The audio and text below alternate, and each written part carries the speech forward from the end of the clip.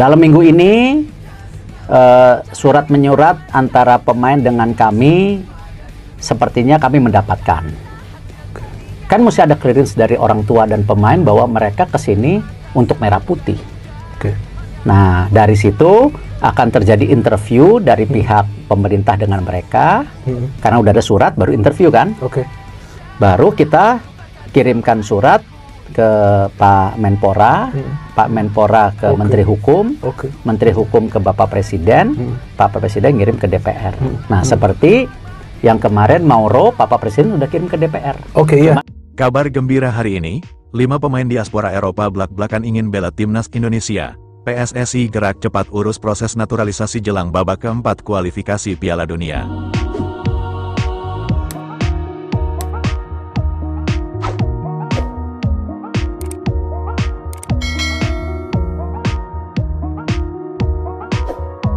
Kabar menggembirakan kembali datang bagi pecinta sepak bola tanah air. 5 pemain diaspora Eropa dengan darah keturunan Indonesia secara terbuka mengungkapkan keinginan mereka untuk membela timnas Garuda. Mereka adalah Mauro Zelstra, Dean Zandbergen, Daniel Klein, Jordi Wegman, dan Thomas Paul. PSSI pun langsung bergerak cepat untuk memproses administrasi naturalisasi kelima pemain tersebut sebagai persiapan menghadapi babak keempat kualifikasi Piala Dunia 2026 zona Asia.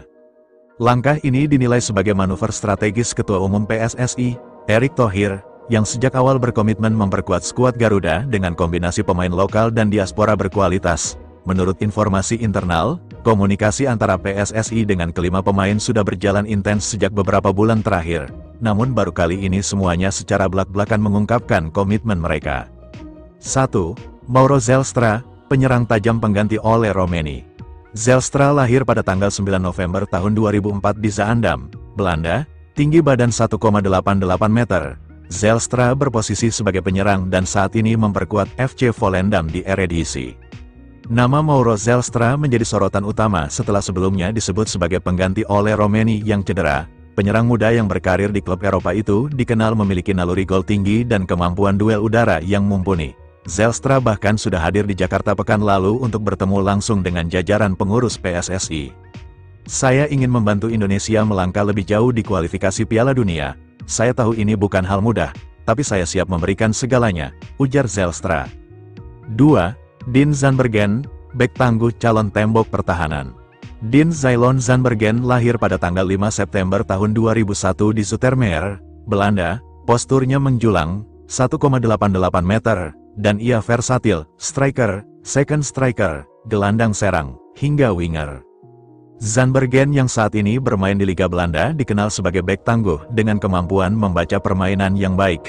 Keinginannya membela Indonesia tak lepas dari cerita keluarganya yang masih memiliki ikatan kuat dengan kampung halaman di Jawa Tengah. PSSI menilai kehadiran Dean akan menambah kedalaman lini belakang yang saat ini membutuhkan sosok pemimpin di jantung pertahanan. 3. Daniel Klein, kiper masa depan skuad Garuda. Daniel Klein lahir di Heidelberg, Jerman.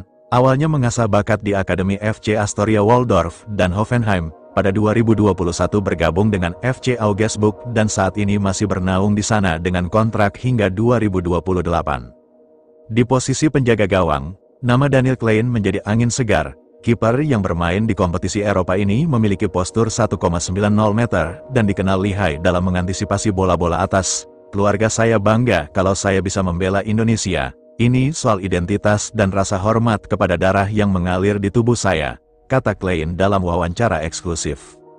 4. Jordi Wegman, gelandang kreatif dengan visi luar biasa. Jordi Wegman lahir tanggal 25 Maret tahun 1999. Karirnya meliputi Feyenoord, FC Dordrecht, pinjaman, FC Luzern, ADO Den Haag, pinjaman, Vukovar, 91, serta kini di Madura United, mulai tahun 2024 sampai tahun 2025.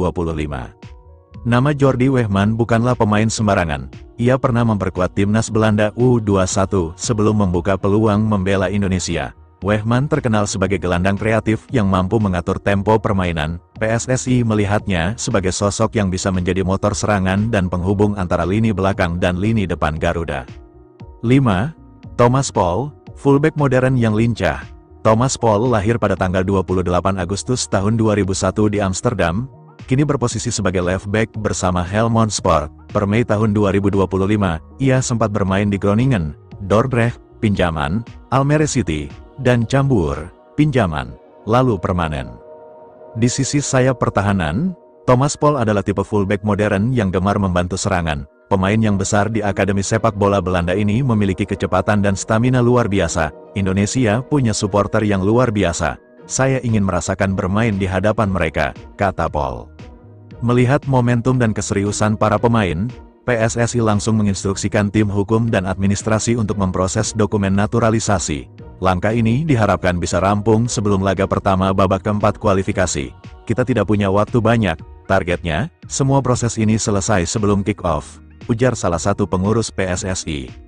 Sementara itu, pelatih kepala timnas, Patrick Kluivert, menyambut baik kabar ini. Menurutnya, kehadiran 5 pemain diaspora tersebut akan membuat skuad Garuda lebih kompetitif. Mereka membawa pengalaman bermain di level Eropa. Ini sangat membantu tim. Apalagi kita akan menghadapi lawan-lawan kuat di babak keempat nanti, kata Kluivert. Kabar ini pun langsung viral di media sosial. Tagar-tagar Garuda Diaspora bahkan sempat menjadi trending topik di Indonesia. Banyak supporter yang menyambut positif rencana PSSI, mengingat tantangan di babak keempat kualifikasi akan jauh lebih berat.